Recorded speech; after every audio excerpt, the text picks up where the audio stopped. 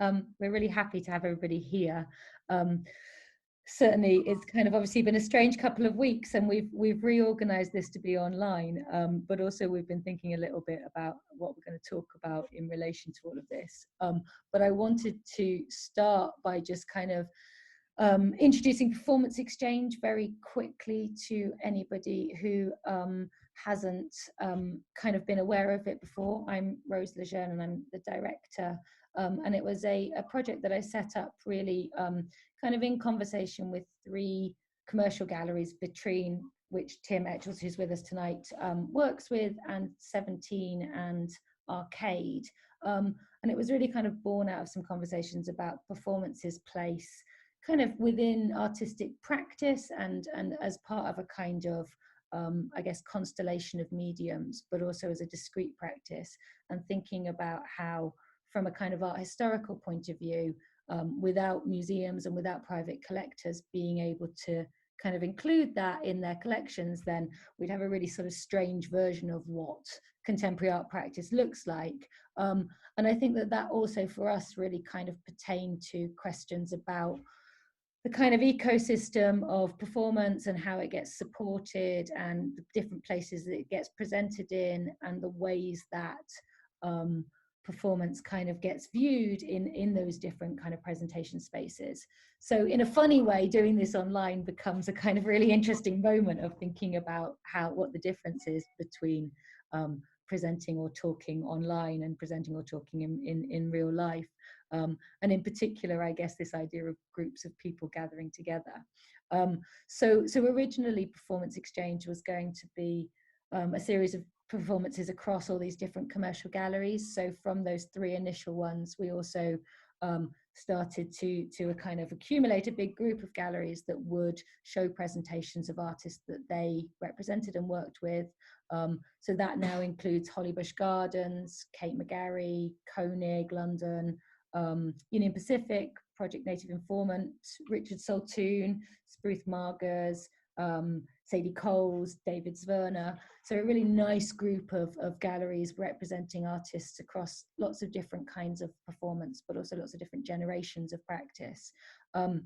And obviously at the moment we're slightly uncertain as to when that's going to now take place. It was scheduled to be in July, but what we wanted to do in the meantime was to really kind of think about what we could do and what would develop the project.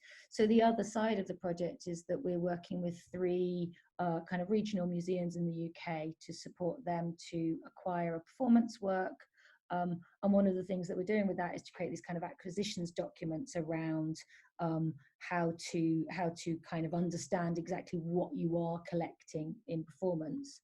So it felt like a kind of nice moment also to develop a set of conversations around that and around thinking about how we understand how performance gets collected and how that can be a part of thinking about its kind of distribution and its kind of reimagination across different kind of times and spaces. So this is the second of a series of conversations that we've done. The first was with Paul Mahecki and Ned McConnell from David Roberts Art Foundation.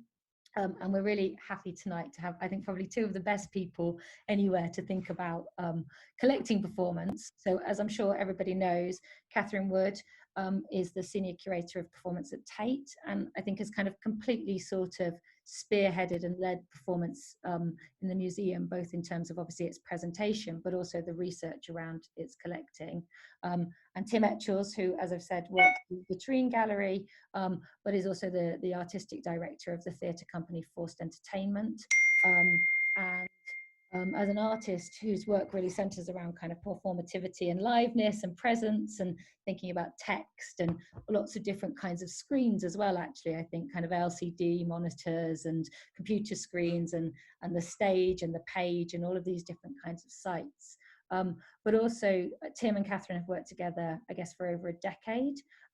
So I've written this down. So between August 2008 and October 2013, Tim was the recipient of the Legacy Thinker in Residence Award, an initiative instigated by the Live Art Development Agency and Tate Research.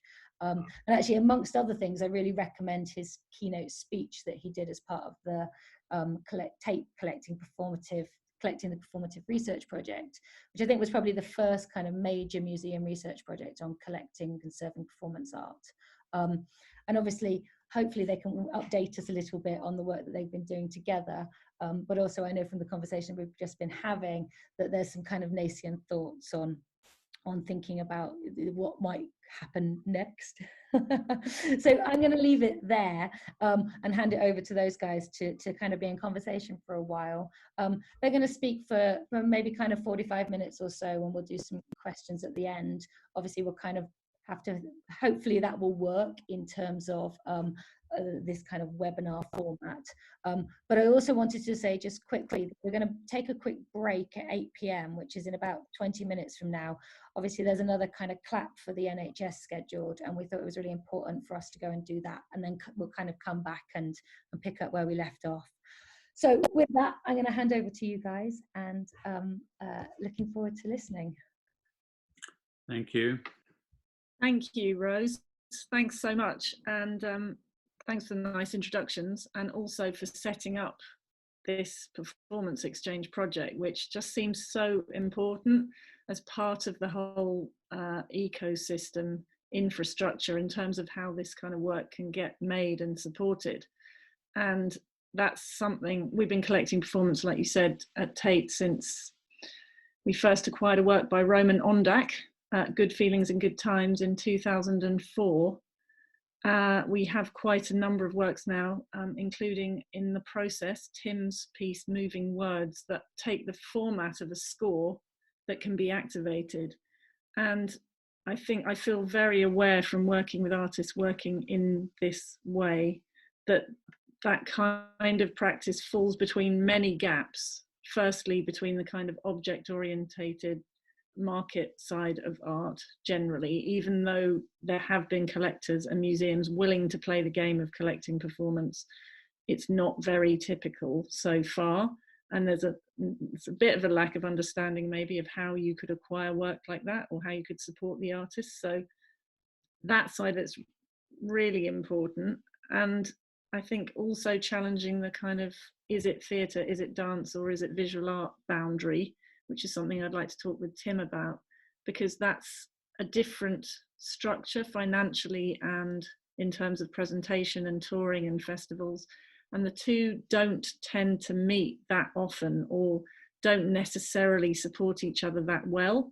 And so art performance tends to assume a reliance on market model, even though that doesn't necessarily work for all the artists making work, making art in that mode. And vice versa with the theatre model. It doesn't necessarily support doing things in galleries. So there are lots of gaps, and this seems like a good initiative for sure. But Tim, I wondered if we could maybe just begin by focusing, there's been many points of connection between us at Tate, and even at the very beginning in 2003, the Forced Entertainment project that was shown in collaboration with LADA. But this process where you've worked with me and Isabella Maidment to allow us to acquire Moving Words, a piece of yours that can be performed live in the galleries. And I wondered if you could maybe begin by talking about that and the shape and nature of that piece. And then we could discuss how we've managed to make it acquirable. Yeah, I mean, I'm happy to do that. I guess, what's interesting to me is that, in a way, I think I come from a place where, on one level, the assumption has been around work, performance work, that it's sort of, the work with Forced Entertainment has been made with and in that group, and it's been made on the bodies of and with the presences of the authorship, creative input of that particular group of people. So it's tended to be that we haven't distributed that in any other form other than that we will go and do it somewhere, and that's quite different than the model that exists mostly in theatre, where It's certainly within the sort of literary theatre, playwrights write plays, which then, let's say, anybody can pick up and do, and it becomes a kind of sense of exchange around the text, which is a sort of primary object, and the performance, which is then a sort of interpretation or a kind of spin of that. In the forced entertainment work, the tendency has been to think, you know, very opposite to that, and to say, well, the work in a sense rests on the bodies of and the presences of the group, and that's been really important for us. And in the original sort of development of my work, which sort of has led to Moving Words, that was also the origin, was that I was doing things. I started a whole series of improvised language performances, sort of independently of the group. I think the first one that I did was in 2014. And I started at that point working with, you know, fragments of language, phrases or sentences or little bits of narrative that I'd collected. And that kind of collecting of language is really kind of a very key part of my practice, I think. And the language that I collect shows up in... Sorry? On your computer screen, on your computer, you showed me your word stream once, which was extraordinary, of things you're recording every day. Yeah, I mean, that's sort of, in a way, I figured out, I think, in 2014 that probably the longest established and most consistent part of my practice as an artist, working in all the different areas that I work, is that I collect language, you know, that I write down fragments of overheard conversation, stuff from the newspaper, cut paste from online, things that I've invented, stuff from movies. And I have, which I would have showed you, Catherine, it's a Word file, which is basically a sort of bottomless pit into which everything that I overhear or read or am gripped by kind of gets written in nothing other than a sort of accumulating, sedimenting kind of pile. And I began to do some performances in 2014 using that material as a kind of source, all of these fragments. And one of the ways that that manifested was in the work that I did with Boris Sharmatz in different places, but I think in Brussels at Argos Gallery. Yeah, I was going to say the project Bouillon, which I find hard to pronounce, the rough draft. You did an extraordinary performance with another artist's work where you were using all those phrases live, improvised, which really struck me and was a precursor to the work you did together when we did the If Tate Modern was Musée de la Danse project in 2015. So it's sort of been a long journey of developing strategies to work with those text fragments in different formats and different relations. And probably a big cornerstone was the work in Expo Zero, which is Boris's project, where I was just sort of, everybody in that project is, you know, doing their own thing basically, and the thing I was doing was working with a set of fragments that I identified as having some sort of currency in the particular context of Musée de la Danse, and also Tate, with a sort of flowing audience of, you know, some people who knew what they were coming to, and other people who were just wandering in and being confused. And the sort of text that I was working with became a sort of tool that I could sort of throw into that situation and activate things in different ways. It's going to describe the scenario a little bit of Expo Zero, which is an ongoing project you'd worked on with Boris Sharmatz, but it's a kind of empty gallery situation with only performers' bodies and audience bodies, and no other objects. And then each artist within it makes a proposition for some sort of performance or interaction, don't they? So there were various things, choreographic improvisation, storytelling by Sung-Hwan Kim, and you were kind of fielding the entrance lobby space with moving words in this extraordinary way, sort of blocking and enticing and reinterpreting this set of words. I don't know how many words it is. It's about 10 lines, isn't it? Yeah. You were doing it for 5 hours a day, reinterpreting those phrases. And this is the piece that we came on to acquire. But the experience of that was very strong for me, to encounter it, and I know for the public that saw it as well, or the people that saw it. Yeah, I mean, I think one of the things that interested me was that I have this archive of fragments of language that I've collected, let's say, or written, and it gets used when I'm working on texts. It gets used when I'm looking for material for the neon sculptures or the drawings that I do. But a large part of it, in a way, just sort of sits there as an accumulating sort of sediment. And one of the things that interested me in starting to work with that material performatively was, I suppose, this idea of testing the language by speaking it out.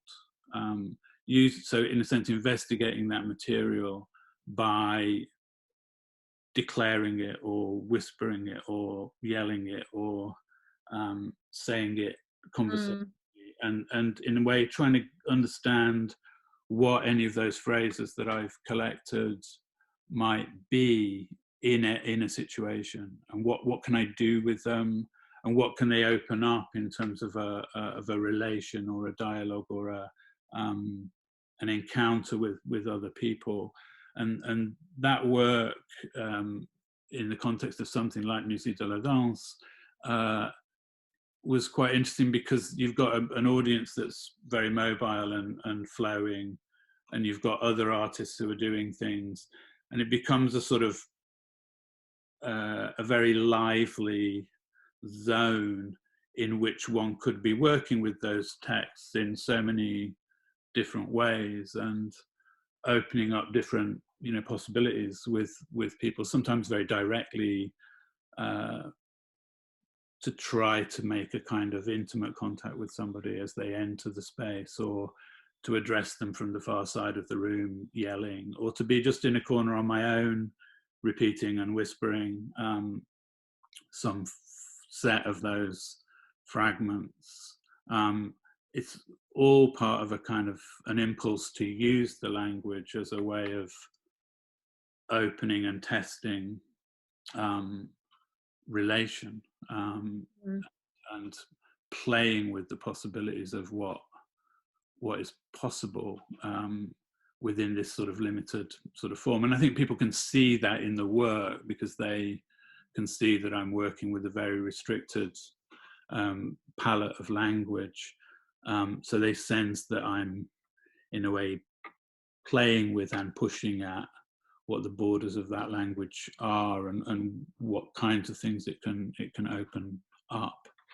And then the transition to the piece Moving Words, which is sort of, in a sense, accumulated out of this improvising practice, has been that I also began to get interested in the idea of, okay, I'm activating those sentences, and when I activate them, I have a set of interests and qualities as a performer. I'm me. I've got my presence. I've got my body. I've got my gender. I've got my race. What happens if you transfer that? If you transfer those texts to another person, who will have a different presence, and maybe different from me in all sorts of other ways, and that's really exciting to me. I think the idea that score, so it's 13 individual phrases, becomes a material that other people could activate. That's an excitement to me, and the key thing I remember from our discussions was sort of, in a way, getting to the point where we could say that, I mean, because I like how I work with that material, but I'm also sort of intrigued by what other people can do with it. So it's getting to the point of being able to say, actually, the strength of the work is that when other people manifest it, it will be different. Well, this, yeah. Plus, in a way, it could never be that one would think, oh yeah, but Tim can do that differently and somehow better. I'm more interested in the idea that actually every person that activates that score, and I will, I'll work with people on developing strategies for it. But it excites me to think that if different people manifest it, that they will do it differently. That they'll find things that I can't find. Well, I was going to say, as we were thinking back on how you iterated the piece within the frame of Musée de la Danse, and there was a thrill in your skill at improvisation.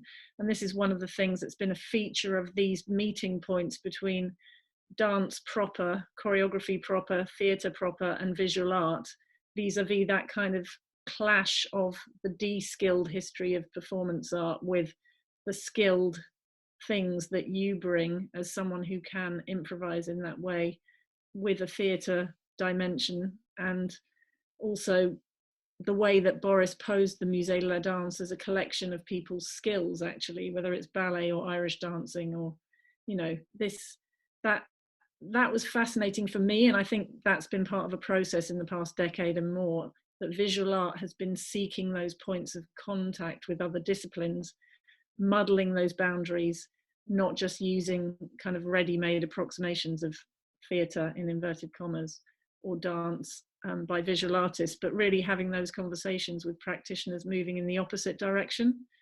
Yeah, I mean, that's the, yeah. Well, I was going to say, in relation to what you just said, I feel that was the thing we ended up talking about the most in terms of, at the beginning stages, how we might collect it, because with some of the artist performances we've collected who are coming from a more sculptural practice like Amalia Pica or Roman Ondak, the work's instructions, or David Lamelas, are quite straightforwardly executable. You stand in a line and do this, or you hold up, in Amalia Pica's piece, two people holding up the string of bunting, or they're to make an image in a quite a straightforward way. With your work, it falls in between. I don't know if when we need to break for the clapping, but I was thinking about Pip Lawrenson, who's done this amazing work, originally from a conservation point of view, on enabling us to collect performance at Tate. And she's the one who initiated this Reshaping the Collectible project now about time-based media. And she quotes Nelson Goodman talking about the difference in collecting between autographic and allographic works. Autographic being the ones that are the moment of execution and creation are the same, i.e. like a gestural painting, and allographic being more like a musical score which needs interpretation. And in a way, the problem we got to straight away with your work is that you were both of those things, because at first it seemed hard at first to get around your skill as an improviser in making those words become something in the space, and envisaging its life in 100-year term that the museum needs to look at to acquire it.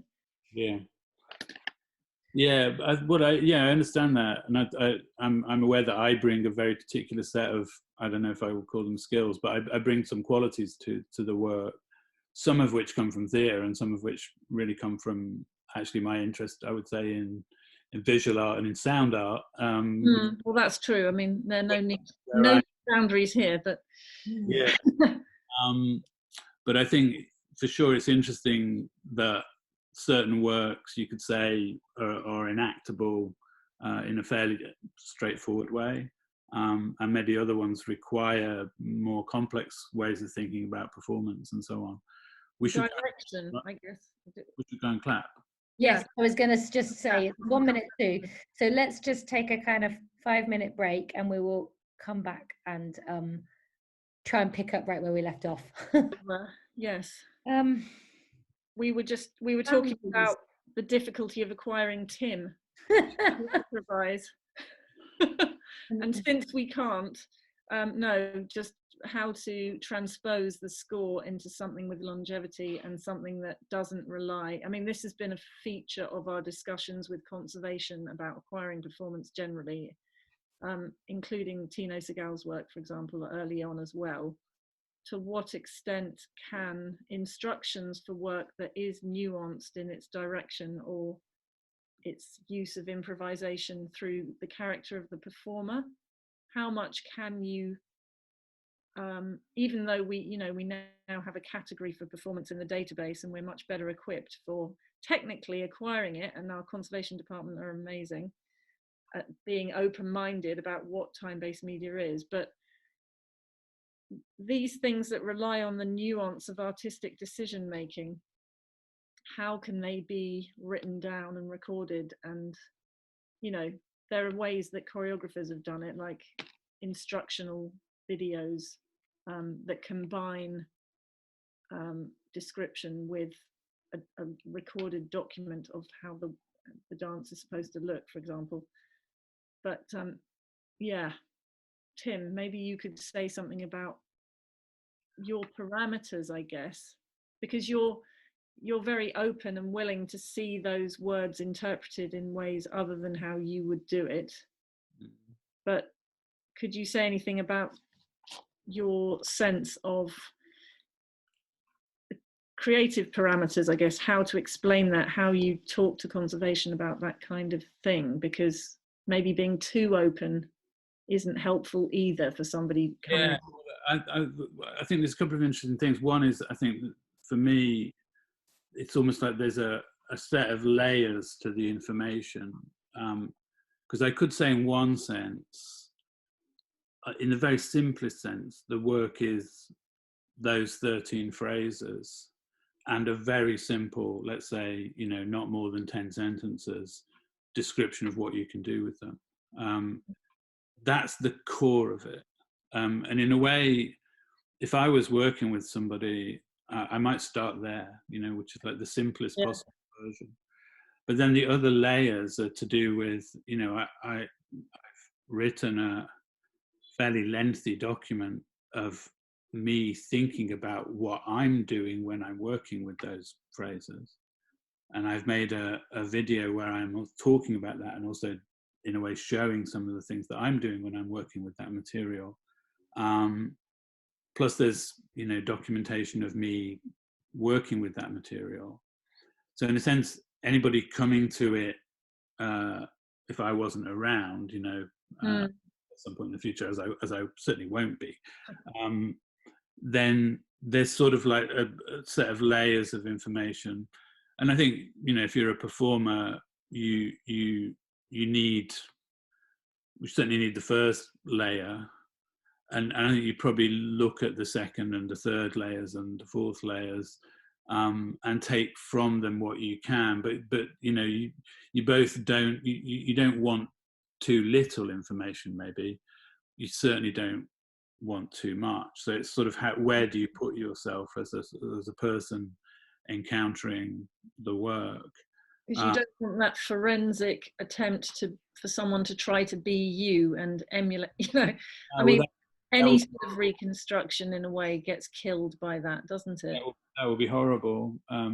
So I think it's how do you give tools that are going to be useful. I suppose that's also something that, in the work with Forced Entertainment and many of the other collaborations that I've done in different contexts, in dance or in gallery performance, that's something I have experience of as well. So it's interesting to me to think about how do you layer and structure the information in a way that allows for a process to take place between the person and the material, which isn't a straitjacket or a sort of such a heavy burden of data that you wouldn't be able to move. That's interesting. But I wanted to go back just a little bit to that thought about the complexity of a work like this one, versus the sort of apparently straightforwardness of say Roman on deck. The queue is the one that I always think about of Romans. See, I don't know. I mean, I wasn't. Yes, I'm not not to saying put it's a myself simple. down, I'm not saying it's a simple work. I no, just that's the thing. You know, I think that there's nuance everywhere. yeah. There's always nuance, and you could always look at a manifestation of a work and say, well, the energy performance-wise, or the detail performance-wise, or the approach performance-wise, maybe could have been a bit more this way or that way. I mean, I don't know if you saw. I saw some of the Pina Bausch Bluebeard's pieces at Sadlerswell's recently, which, okay, it's coming from Dan's, but it's the Pina company with new performers trained by the people who originally did the roles. And even as somebody who, you know, doesn't know the original piece except from the video, you could still look at it and have an opinion about how well or not well people were doing their work. I mean, you know, it's always nuance wherever you look. So I'm not sure that there's any work that escapes this question of basically the detail of how it's manifested in performance matters. It's always going to matter. It matters in my work, but it will matter in Roman's work too, and in Tino. I completely agree. It's just he is giving us a score that is more about behaving in an ordinary way in a queue. That's what I mean. It's just a slightly more simple instruction for the actors, I guess. I mean, it's more, I could do that, whereas I couldn't do yours, let's put it that way. I could never, I think there are degrees of, you know, elaboration required. I don't know. People do it very well, the queue, and they, you know, it's a piece for 12 actors who pretending to be in a queue, and they queue anywhere in a within the museum, but they're not actually queuing for anything. So but I could find you 1,000 actors who could not stand in a queue. You know more about actors than me. Maybe that's true. Yes, maybe they're overacting the queue. Oh my God! You know, I would have nightmares on that. I just don't take it for granted that a simple instruction. Actually, no, I do know what you mean, and it's been very interesting on the art performance side, and what I said about de-skilling, to work with somebody like Joan Jonas, reconstructing her pieces like Mirror Piece 2 and Song Delay with us. How she deliberately she showed the people that we'd cast to be the performers, who came from different dance, art, theatre backgrounds. She demonstrated the attitude she wanted, which was a certain kind of de-skilled, neutral way of walking and doing things, which is quite hard to do, you know, and it did need demonstrating. So you're right, to not act too much is definitely a visual art skill that's important as well. Yes. Yeah, for sure. But I think your work also with forced entertainment and the way you're describing it there, you know, one of the extraordinary things you do is create frameworks that allow people to show their subjectivity and their character and their ideas and skill at improvisation. And I was thinking about Quizula, that the ongoing piece you've made as a kind of dialogue duet, asking each other questions, which is absolutely fantastic piece. I mean, and I was thinking particularly about that at this moment where everybody's starting to put content online, QED, and how you've also tried that online. And I wondered, you know, in this strange moment where we're in, what your thoughts are about live, how important live presence is, and how that piece worked online. I mean, it's not the only one you've done that in various ways, but I feel like maybe there's a bit of a frenetic thing going on right now, which we're part of, maybe, but of everybody saying things haven't finished, it's fine, we can do it all online. And there are obviously major differences in terms of like the density of experience and your attention span and things like that. But what's your experience been in that regard? I mean, we made our first durational piece in 1993. We did a 12-hour performance at the National Review of Live Art, which was at the ICA that year. And when we did that, we were sort of influenced, of course, by other things that we'd seen, which were probably coming more from performance art. So I remember seeing Alistair MacLennan in the CCA gallery in Glasgow, Third Eye Centre, probably at the time, on a sort of 72-hour long performance. And just sort of really getting into this idea that you could have a work where people came and went, and where you went in, and then when you came out, the thing lingered with you, and then you went back in the next day and you were still in there, still doing all these things. And I think that really touched us. We were very young at the time, and I think we wanted to make something that existed in a parallel sort of time dimension. And so when we made Crisula, which was probably 98, I think, when we made that one, the first time, what interested us was this idea of an audience that could come and go, where their attention wasn't necessarily on it all the time. And in a strange way, 24 hours, isn't it? Originally it was 6, and we did it many times at 6, and then we have twice done 24-hour live stream versions of it. But in a way, live streaming it, it almost felt like live streaming was its natural home, because it had,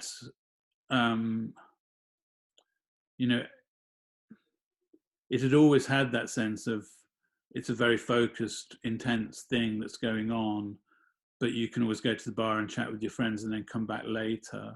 That was how it had always been presented. And in a funny sort of way, that's exactly what online sort of offered to it. Plus, then it also had this sort of sense of the chat room or Twitter alongside it, that people could be commenting or inventing their own answers to the questions, or mocking the performers, or doing all the things that you do. And that was also kind of great for it. It was glorious for it. And I think that work also, because that work it's not like watching a play or a performance that's got a beginning, middle, and an end.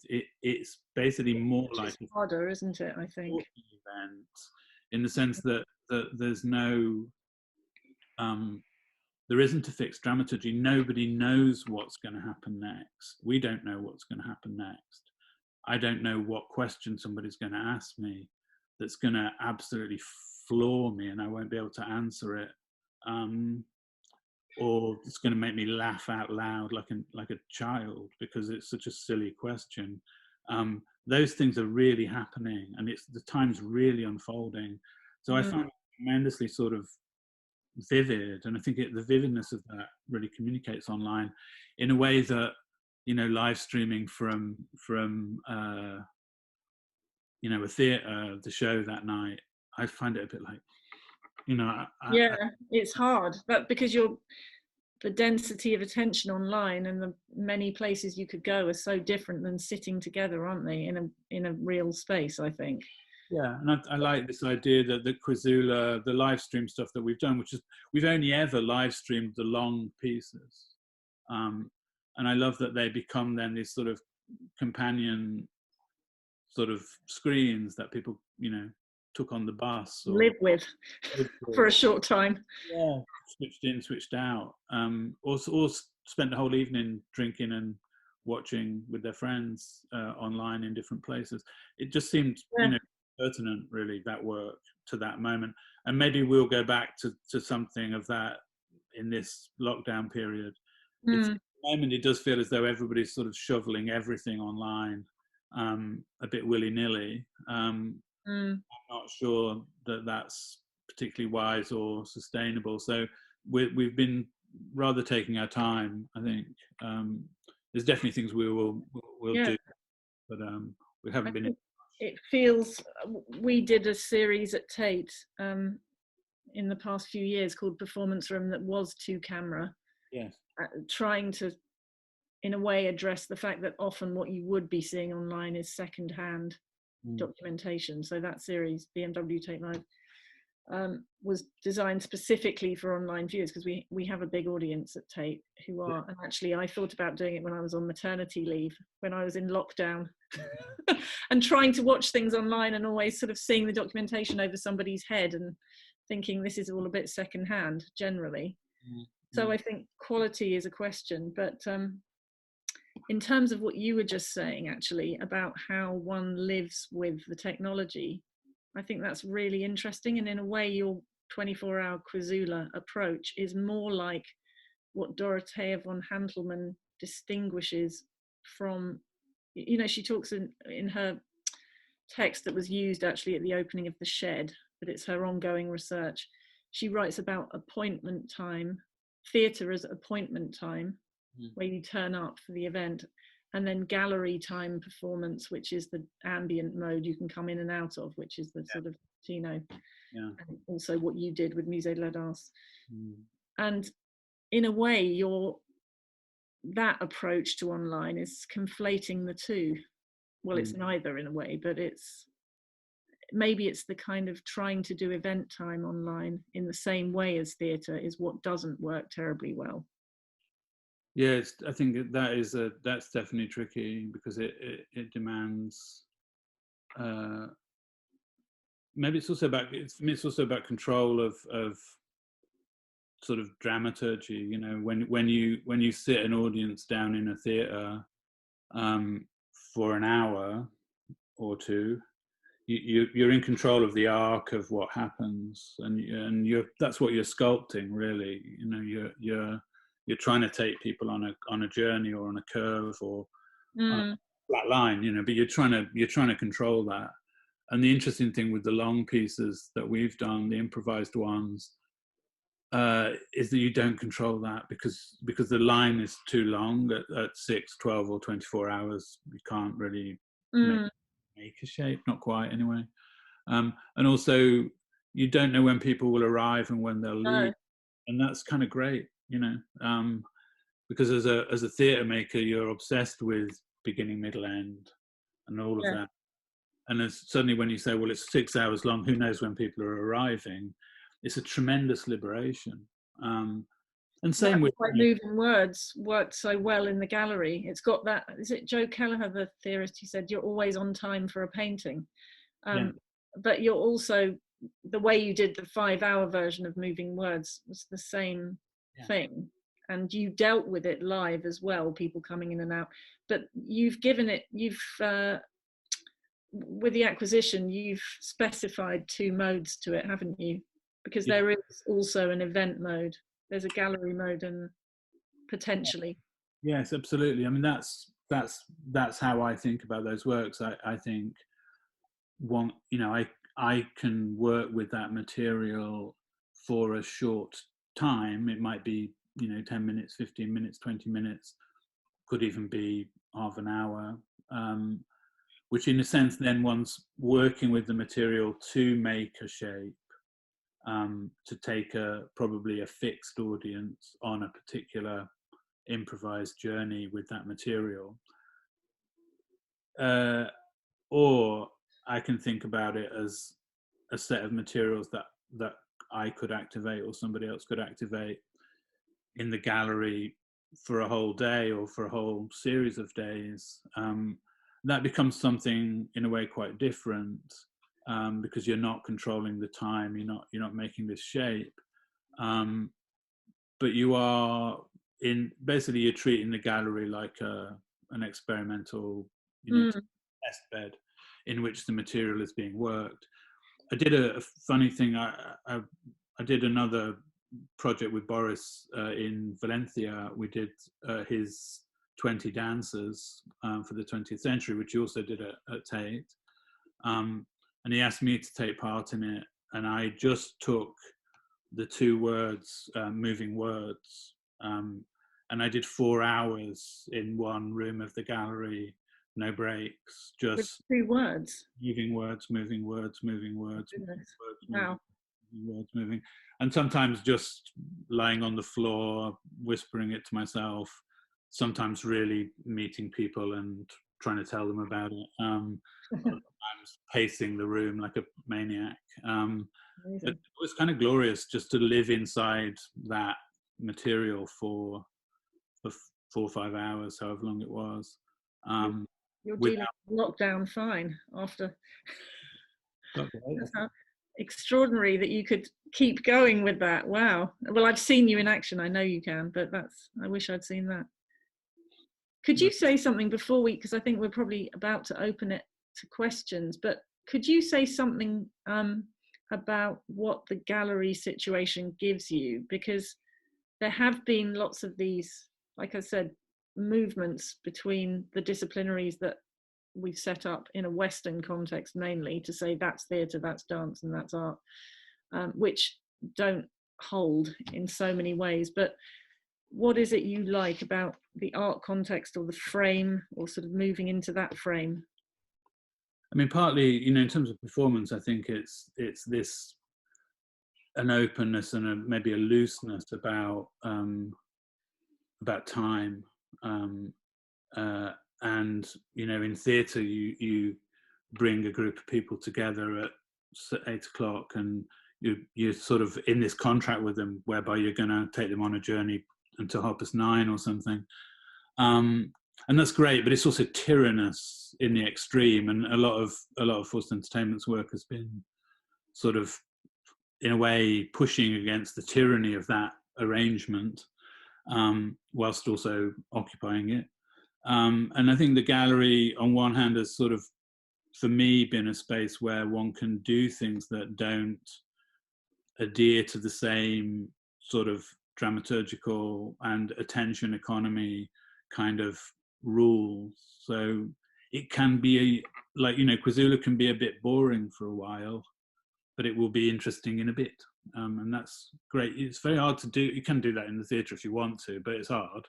I think the other thing that interests me is, it's funny because I've spent so much of my life doing live work, and where in a sense the work only exists because you've travelled somewhere to do it, and so on. I have to say, and it's kind of funny to say this, but one of the things I like about working in the gallery is that the objects can do the talking. I like that it can be some drawings, or it can be obviously you make drawings too, and or I like that it can be a neon work or a video, or and I like that I'm not there. I like that the object is the thing that starts the relation or makes the proposition. I still think about it in quite similar ways, but I actually like the fact that, I mean, it's also about being a writer. So I've written fiction. I like that the books travel and have a life that's independent of mine. That I can meet somebody who says, "Oh, I read that book 5 years ago," and I can be like, "Wow." Normally, if people have seen shows, I was there, so I might have met them. Like I'm aware of all the circumstances under which the work's been presented. And the interesting thing to me about objects, which the gallery gives you in a sense, is that they circulate independently and they have a capacity to generate conversations when you are not present. And I do like that. May become more and more important in the present moment. Yeah. Also, sure. And being collected will do that in a different way too, obviously. Absolutely. Yeah. So I think we are going to open up to questions, but on that note, I just wanted to ask a very quick question before we do that. And just what will happen, by the way, is that anybody that is in the Zoom seminar, you can somehow, I'm not quite sure what it looks like on your on the thing that you can see, but you should be able to raise your hand. And when you raise your hand, it should, in fact, somebody has just typed me a question, but you can either type me a question or you can raise your hand and then I can open up your mic and you can do it. So whilst we kind of figure out how that is, one thing I wanted to ask just quickly, which kind of follows on from what you were saying, I was thinking a bit about the idea of like how you would loan the work, or how you would think about that work circulating once it exists in the collection. And so I wondered, just really briefly, if you could kind of really practically sort of tell us like what the material in the collection is for the work. Do you want me, shall I talk about that, Well, Catherine? both of you either, yeah. Maybe you could start with the words, and I could say something about the processes on the Tate side. I don't. Yeah. Well, so what the Tate will have is the score, which consists of 13 A5 cards, which are have drawings on them, which are the phrases of the text, basically. And so that is that's the raw materials, if you like. And then it's just a bunch of documents which are the set of rules or formulas or serving suggestions for by which those phrases, that score can be activated. And initially the idea will be that I will do some performances of the piece, hopefully at Tate, and also that I will be involved in training some other people to do it. But ultimately the materials should stand alone. I mean, they will have to, because I will die and everybody that I can train will die eventually. Always a weird conversation we have to have in acquiring these works. Yeah. That's how it is, isn't it? It is, yeah. That we have to confront our mortality in acquiring performance particularly. But I don't know whether you've done it yet, Tim, but the usual process of a accession interview with conservation, where a lot of that nuance would be gone through so that it can be recorded on TMS, on the museum database, and in the conservation records very accurately. Yeah. Isabella's written a very nice, the APF, the acquisition document that will be used as a source about the work that we'd all refer to. Yeah. But then more detail about, like, in a way, the first time that we show the work and we work with you to either for you to perform it or for you to audition and cast other people to do it, which would be ideal to do sooner rather than later, alongside you doing it. That's when we should make a lot of notes about that side of the process as well. Yeah. Time-based media conservators. Yeah. So this is a question from Arash, which says, how do you see the concept of the rehearsal in performance by visual artists? So he's kind of directing this towards you, Catherine, but I think actually there's probably something kind of about what you've just been talking about as well in there. So he says, I'm asking because rehearsal is coming from the theatre as an idea, and a form, and this idea of kind of repeating to master something, but very often, and I guess very often the kind of visual art performances are more rehearsed. How much are you seeing the idea of rehearsal in the kind of theatre sense in the visual arts, and how much are you seeing more kind of ideas of, I guess, improvisation or kind of development in different ways? It's a really good question. I'd like to hear what Tim says about it too. But in the history of performance art proper, I guess, in America and Europe, there was, like I said, this de-skilled tendency towards one-off actions like Chris Burden being shot in the arm, or Marina Abramovich rhythm, things that were kind of unrepeatable, unrehearsed, about the vulnerability of the body, that kind of work. We cannot collect those kinds of works because because of their unrepeatability, unrehearsability. So that kind of body art that was about the authentic moment of the artist experiencing pain or duration or some kind of experiential passage, we usually represent in the collection through documentation or photography or video, because it's the only way. It's more the works like Joan Jonas's mirror piece or the Lamelas piece called Time. I wouldn't say they're necessarily, well, they're scores that are repeatable and rehearsable to some extent. And I think there really are different kinds of approach by artists in the spectrum of what we represent in the collection. But it's true that some work is more collectible than other. When we did the Rauschenberg retrospective, we talked with the Rauschenberg estate about whether there was any possibility of restaging his performances like Pelican, and they said absolutely. I mean, it's already clear in a way, but they just said absolutely no way. It was about him doing it, him roller skating with the parachute silk on his back. You know, he was making it as a live painting. It was about his presence, and it wouldn't make sense. It was him and his friends experimenting and trying things. It wouldn't make sense to do a forensic reconstruction of what it looked like, because you don't get the spirit of it. Yeah, yeah. But Tim, what are your... Yeah, I mean, I tend to think about it according to the project, really. I mean, there's definitely projects that I have where there's no rehearsal.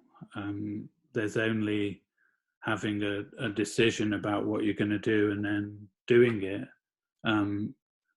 And a lot of the kind of work with fragments of text that I'm talking about, that Moving Words is a part of, I would say that has come from that route. It's more about having a frame and jumping into it and activating that frame, certainly not about rehearsing. But then there are also, you know, many works where, certainly with forced entertainment, where there's extremely laborious rehearsal. So for me, it's a spectrum. It's to do with what do you need to do in order to do that thing. And I like both. I don't think there's an ideological kind of split between them. I just think it's about the nature of the thing that you're trying to construct. I mean, maybe the other interesting thing to think about is you might not rehearse, but you probably want to be familiar with the behaviors and the properties of the materials that you're working with. You know, if you're gonna do something with clay or with materials, even with language as a material, you sort of, it's not about practicing so you're going to do it the same, but in a sense you need to know how the thing behaves. Otherwise the danger is that you you just plunge in and nothing happens, you know. So I think for me there's preparation, and there's rehearsal, and it can be anything. I was going to say the word composition is important, I think. In terms of art performance, I remember being surprised when I first came across drawings in the Tate collection by the Vienna actionist Günter Bruss, where all of the actionists were making those apparently wild kind of explosions of paint and blood and cuts and naked bodies, and they look really free and experimental. And then they'd all done these extremely elaborate drawings, sequence by sequence, frame by frame, of how those actions would be played out, in fact. He and Otto Mühl and Hermann Nitsch. So I think often from an art performance point of view, artists are used to painting or making sculpture and composing, and like you say, Tim, it's about knowing your performers or your materials and working with them to arrange and compose images. Yeah, might not be about not just images, but thing, but themes. Yeah.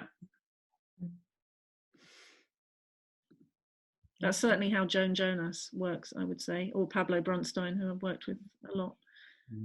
It's that interface between drawing practice cultural practices and choreography or acting?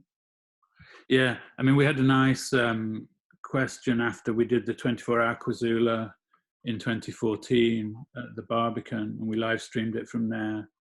And afterwards we were talking with one of the programmers, and she said, oh, how do you rehearse for this? And I said, well, we don't rehearse. And Richard, who's one of the performers, said, yeah, but in another way, we've been rehearsing for it for 32 years, which is the length of time of the company's kind of existence as a collaboration artistically.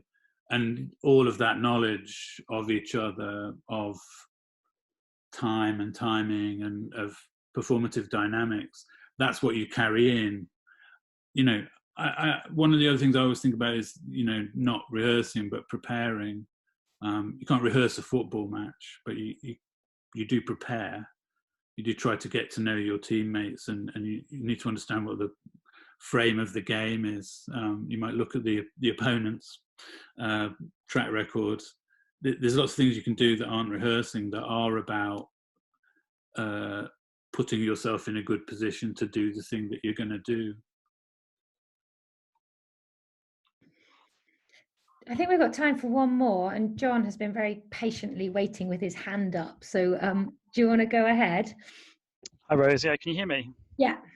Great. So, Tim, this is a question for you, really. It's no accident that both you and Catherine appear in front of impressive shelves of books. And I was wondering if you could speak to the difference when it's Tate collecting and the deep well of knowledge and sensitivity that comes with that, and clearly an institution that takes its custodian responsibilities very seriously, and an obviously good association for you. Are there different considerations when you're selling a work to a private collector, say, or a foundation?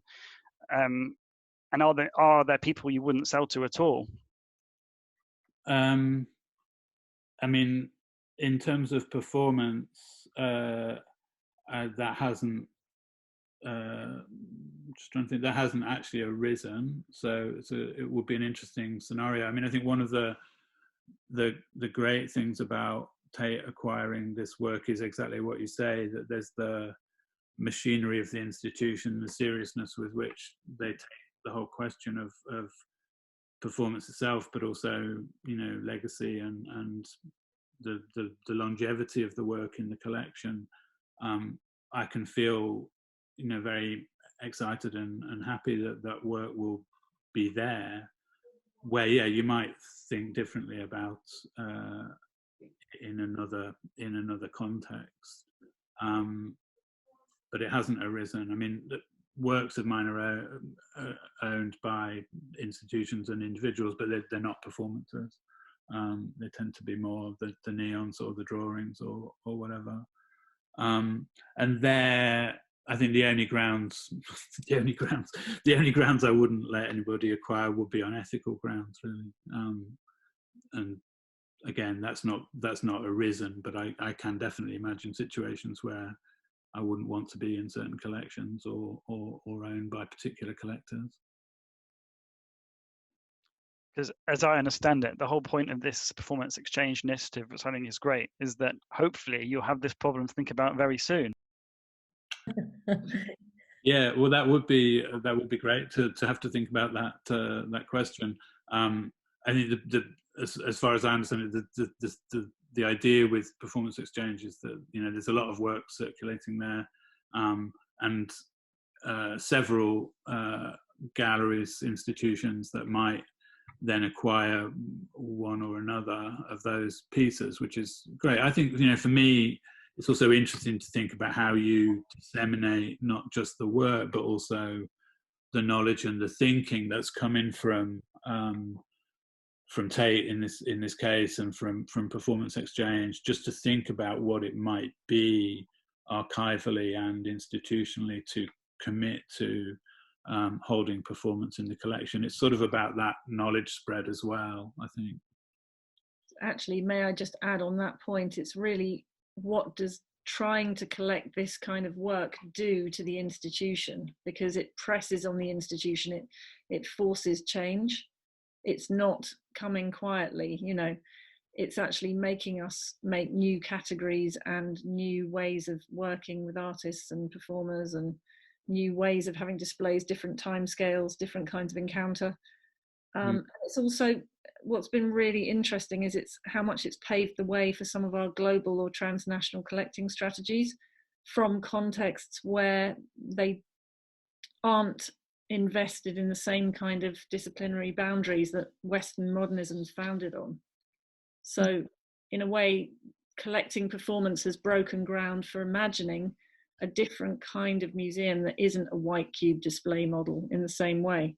And I think that's going to be a very interesting phase as we go from here in relation to Indigenous practices, artists like Tanya Lukin Linklater, who was supposed to be on right now in the tanks, hopefully will be later, but artists working with, you know, performance and choreography from that point of view too, in ways that don't fit in a kind of typical Tate display exhibition mode. I think there's much more to do, let's put it that way. And I mean, I think for performance exchange, it was also sort of just starting with the idea that exactly that performance was becoming more and more part of a kind of integrated set of practices as well. So it wasn't that you were necessarily seeing artists who were like only invested in making work with their body or work that was live, but also kind of translating that from a live moment to even a sculpture or a painting or a ceramic, and how to kind of talk about the performance within those processes and within that kind of constellation. And I guess in particular, like within the market situation, where it felt like there were kind of bits of artists' practice that were able to go off and circulate in one context, and bits of their practice that were completely kind of left behind by that and not able to, and that when those things were divorced, you kind of lost something. So it was as much about that idea of kind of tethering like those material and those live moments together, and being able to kind of understand how you needed all of them to understand the practice, that was kind of a motivation really from us. I think that's really important in the history of 20th century art, I have to say. You know, Gutai, we thought Gutai was some abstract expressionist paintings that looked a bit like American abstract expressionism, and then you look at Gutai on the stage in the theatre from the late 1950s, it's absolutely incredible expanded practice where of the painting was a tiny part. So I think there's a huge revisionism going on there too, and still happening, to understand what you said about contemporary practice is really reaches back. Yes, yeah, sure. And I think, you know, in that sense, it's also, I mean, even when you're talking about performance in a kind of purer sense, it's just, for us, it was about like whether or not you're talking about a museum or whether or not you were talking about a private collector. A lot of what you're talking about is just a kind of sense of confidence with that practice in those ways. It's not necessarily all that complex every single time, but it is different every single time.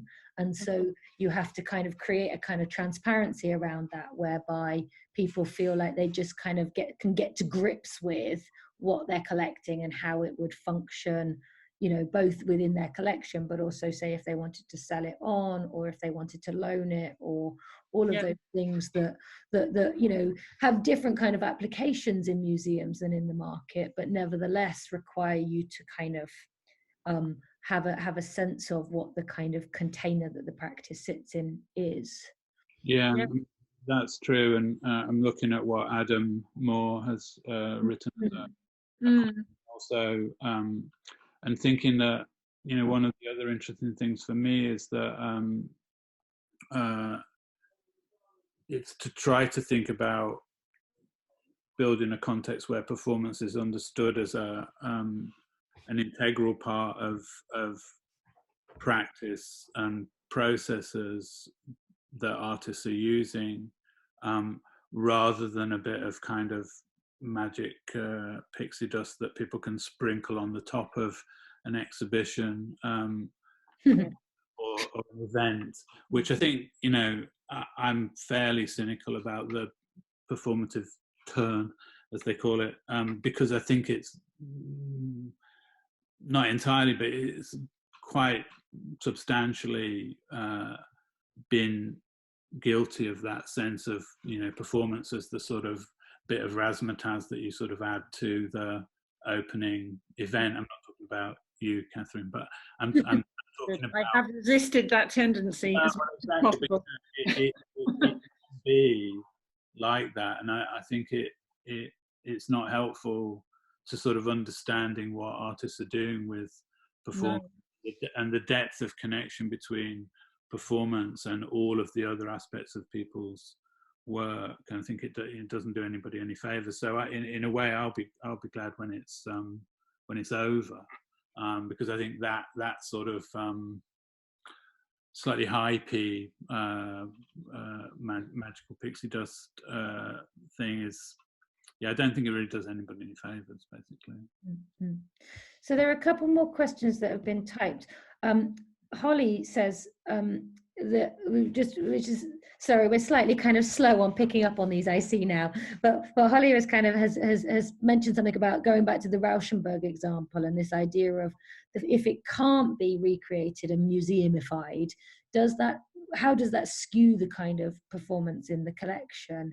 And I guess the second half of that question, which is more about performance exchange and whether or not that kind of restricts the type of performance that we're disseminating, which I guess is a sort of mirror bit of the question, really. I suppose I would say from performance exchange's point of view, in some respects, the answer to that is yes, of course it does. I mean, but you're never going to kind of represent every single type of performance in one program. But also I think what we wanted to do was to talk about the way that one of the things that we wanted to do was to talk about the way that commercial galleries do actually represent a lot of performance, or a lot of artists who have performance in their practice. And again, you know, in terms of kind of understanding how to create confidence around representing that kind of work, and that might itself be something that would be a catalyst to them being able to take on different types of practices.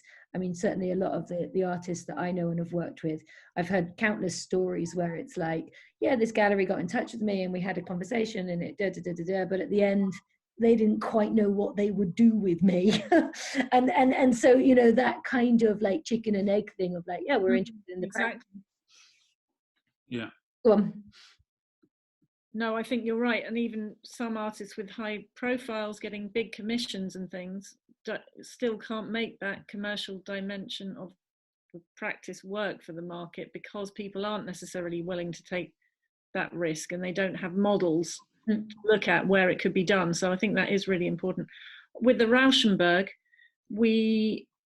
in the exhibition, we represented those works by the beautiful Peter Moore photographs and the video that exists. And I think you still get a sense of how Rauschenberg was working with Merce Cunningham and others to make these compositions from the documentation. So I think you can still share that work in the story of art history. It's just not necessarily live, it's in other formats. But we are acquiring a collaborative work between Rauschenberg and Trisha Brown and Laurie Anderson, which could be both live and shown as a documentation or installation as well.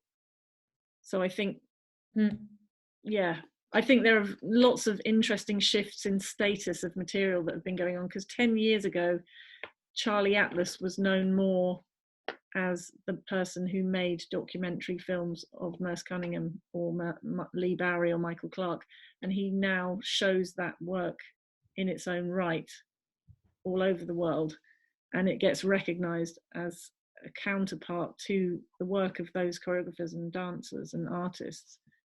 So I think there's been a shift in the status of what it means to show what was known as just documentation, actually, and that being recognized as well. Yeah. There are kind of this kind of ongoing sort of trickle of questions coming in. I think there's maybe we've got time for one more. I don't know whether you guys can see the kind of remaining, Catherine and Tim, whether you can see the kind of remaining questions. What about lockdown and the authorities? Yeah. That's interesting. Yeah.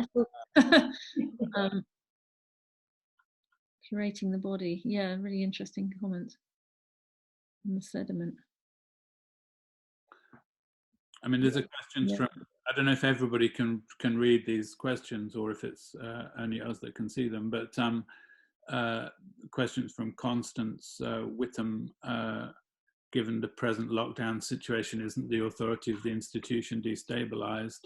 And if we have to confront a future where institutions are no longer to host work, i.e. all public venues,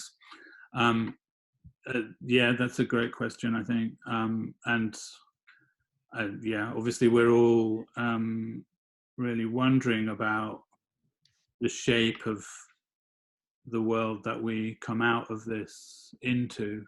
And it seems like an opportunity in some ways, awful as it is, this situation, to maybe rethink what's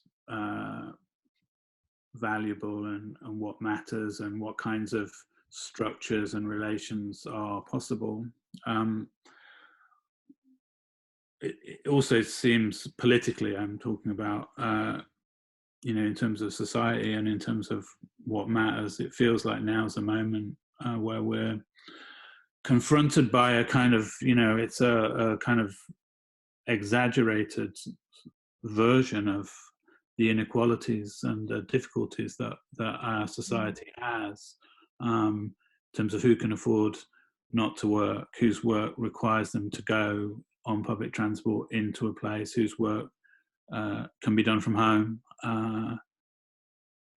the economy, who's paid what, all of these things are super, you know, obviously it's on all of our minds, I think, what this is revealing, and also what world can we come out of this to. And I think we're all, well, I assume we're all thinking hard about that. It's hard to think about anything else, really. And I think what emerges in terms of networks of conversation and presentation and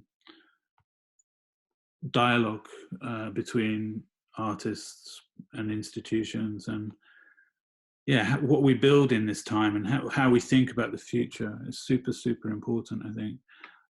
And I think it's way early to know how that's all going to pan out, but it's for sure that, you know, even as society can stagger back into public sometime, flooding into theatres and cinemas or crowded galleries might not be a first thing on people's minds, just because of the contagion possibilities that are inherent in those spaces. So I wonder, I really do, what public space and what social space and what political space we will be in on the other side of all this. Although I think, I mean, one thing I would say is, you know, even last weekend, it was fascinating how the parks were rammer jam, and, you know, the kind of like, you know, the desire and the need for people to kind of be with each other and to connect and to sort of just socialize, I guess, felt very strong. And even like, you know, there was a performance at Arcade Gallery that I went to that was like, you know, the night before the lockdown, and everybody was kind of like, oh, we're here because it's the last chance we're going to get to kind of do anything and see and be together and socialize and see a performance, you know, for who knows how long. So it may also be that actually, you know, the desire for those spaces and the need for those kind of connections becomes, you know, actually, you know, like really manifest as soon as they are reopen. Everybody kind of goes, we can get back in. Yeah, it's hard to imagine, you know, I'd start thinking very long term about the history of human civilization. I mean, everything is built on gathering and interaction, isn't it? There is no human culture without it. It's just what format it's going to take. And online seems a bit like a thin alternative, I have to say, you know, in many ways. But say with Tate, in terms of institutional authority, to answer very specifically, it is interesting that actually already you can separate what happens on site at Tate from its online audience. There's a much bigger audience online for Tate's content than there is on site anyway, all over the world. And I'm frequently interviewing people in jobs now who know what we do because they've seen it all online. So there are two different things we're talking about in a way. There is this other authority that is online presence that's associated with the building, but it's not identical with it. And maybe that's what we'll be exploring more. But to me, in terms of the work we do, especially in performance, it feels pretty sad to think that gathering in real time won't be a possibility. Let's hope it will. On that note, I think we've taken up enough of your home time. So I think we will all press off any moment now, but I just wanted to say thank you very much to Catherine and to Tim, and for everybody that's been here and been online with us. It's been a bit of an experiment to see how it would work, but it's been really, really great. So very happy to have been able to give it a go, and thank you very much, and hopefully we will all be able to do it again in real life at some point. Give each other a hug. Exactly. Eventually. Yeah. One day. All right. Catherine. Thank you. Yeah, thanks Rose, and thanks Tim. Thanks and everybody. Listening and asking questions. It's really good questions. I'm reading the rest of them now. Thanks so much. Got two. Fabulous. Thanks a lot. See you soon.